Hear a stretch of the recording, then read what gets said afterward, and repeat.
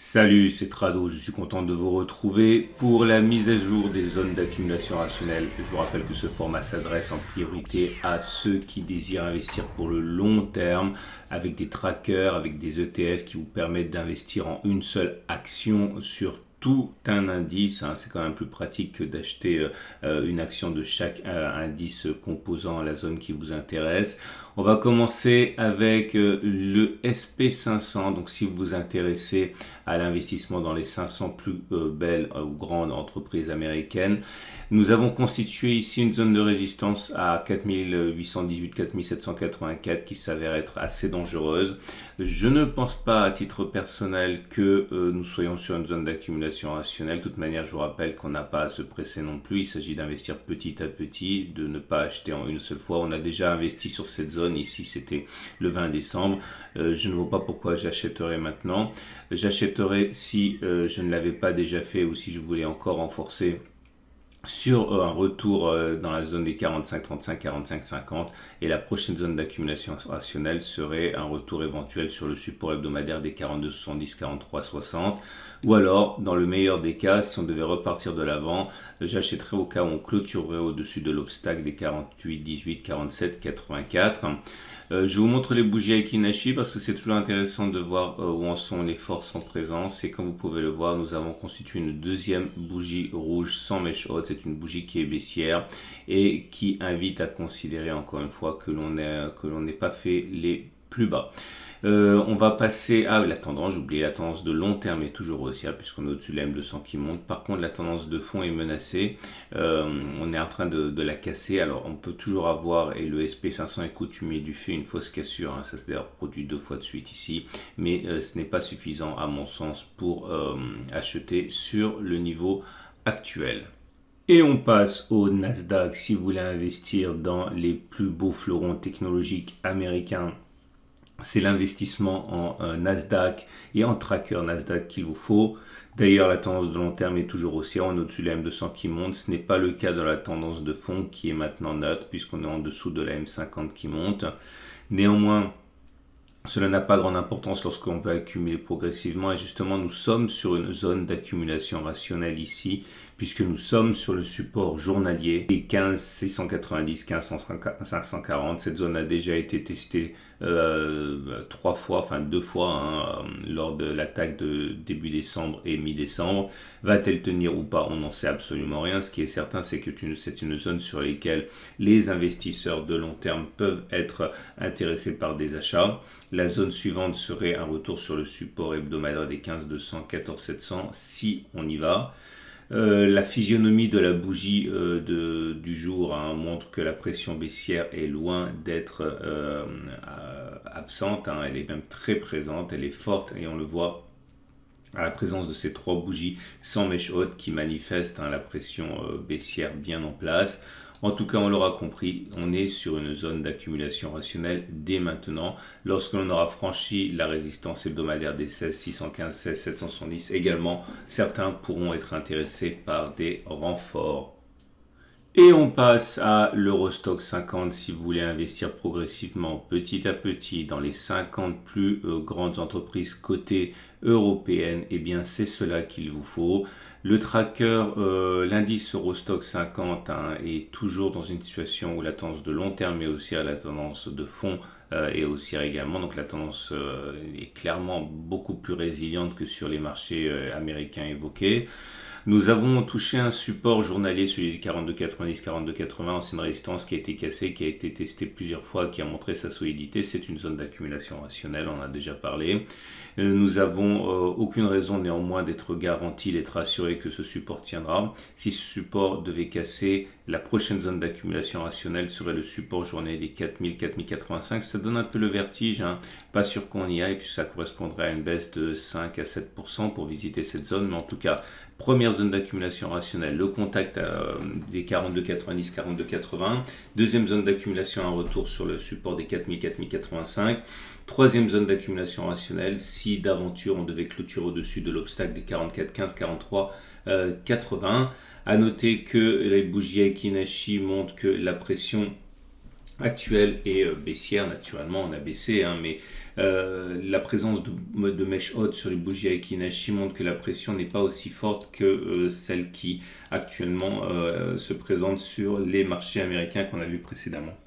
Et on passe au CAC 40, si c'est investir progressivement dans les 40 plus grandes entreprises françaises qui vous attirent, eh bien c'est un tracker sur le CAC 40 qu'il vous faut. Et nous avons une résilience là aussi beaucoup plus importante que sur les indices américains. La tendance de long terme étant haussière et la tendance de fond étant haussière, il n'y a pas de raison de penser que ce support hebdomadaire vienne à lâcher. Mais encore une fois, à notre niveau, cela nous importe peu. L'idée surtout, c'est qu'on peut accumuler sur cette zone, 7200, 7115. Quant à la prochaine zone, pour moi, ce serait le retour sur une zone qu'on a déjà mise à profit pour renforcer le support journalier des 67, 64, 65, 85. Si on devait clôturer au-dessus de la résistance journalière de 73, 17, 113, 84, également, je pourrais envisager que des renforts aient lieu. Nous avons des bougies Aiki Nashi qui, comme pour l'Eurostoxx, montrent que la pression est baissière puisque nous avons une bougie rouge. Mais attention, cette bougie, même sans mèche haute, ce qui en fait néanmoins une bougie baissière, est caractérisée par un corps plutôt court par rapport à la longueur de la mèche. Ça relativise là aussi la puissance baissière puisque les vraies bougies baissières sont sans mèche haute, longues et rouges. C'est pas tout à fait le cas ici. Donc c'est baissier mais pas horriblement baissier, j'ai envie de dire. En tout état de cause, on est sur une zone d'accumulation rationnelle lorsqu'on revient sur les 7200, 7115.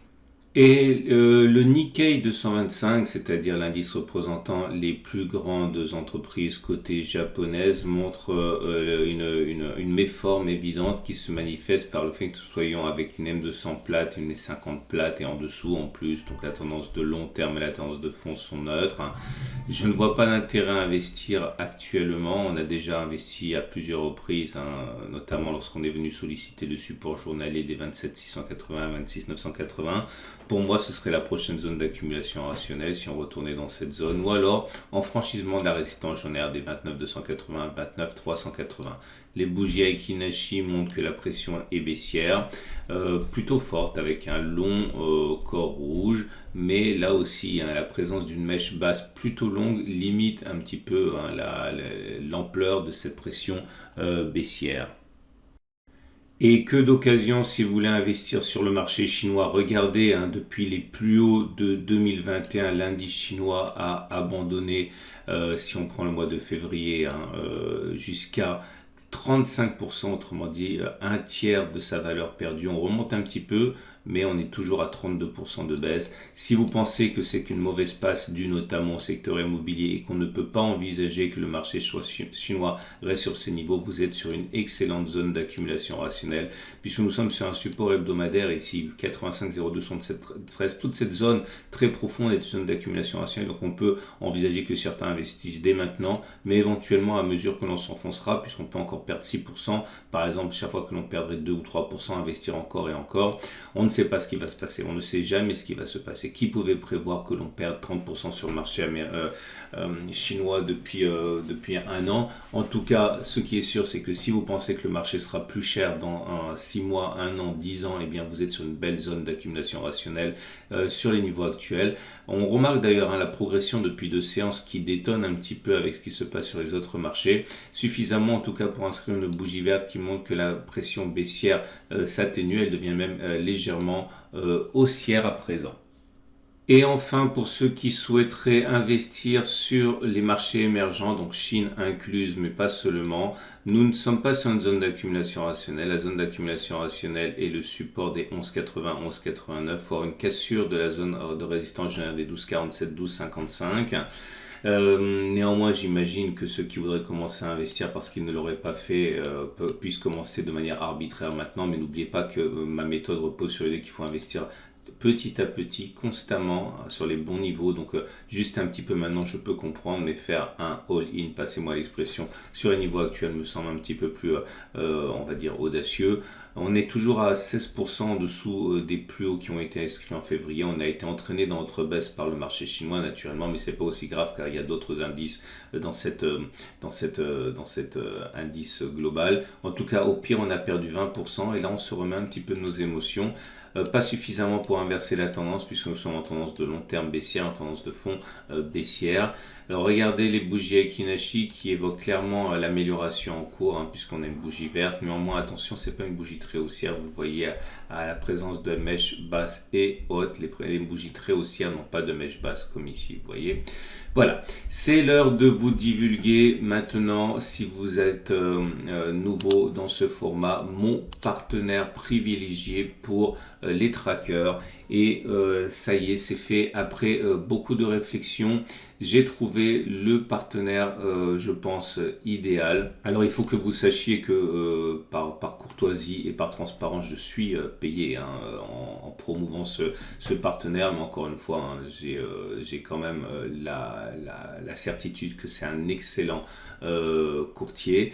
Parce que non seulement faut-il un choix important, mais il faut des tarifs qui correspondent à ma méthode d'entrée progressive. Et ce courtier vous propose 1000 ETF, les plus grands ETF, vous les trouverez là-bas.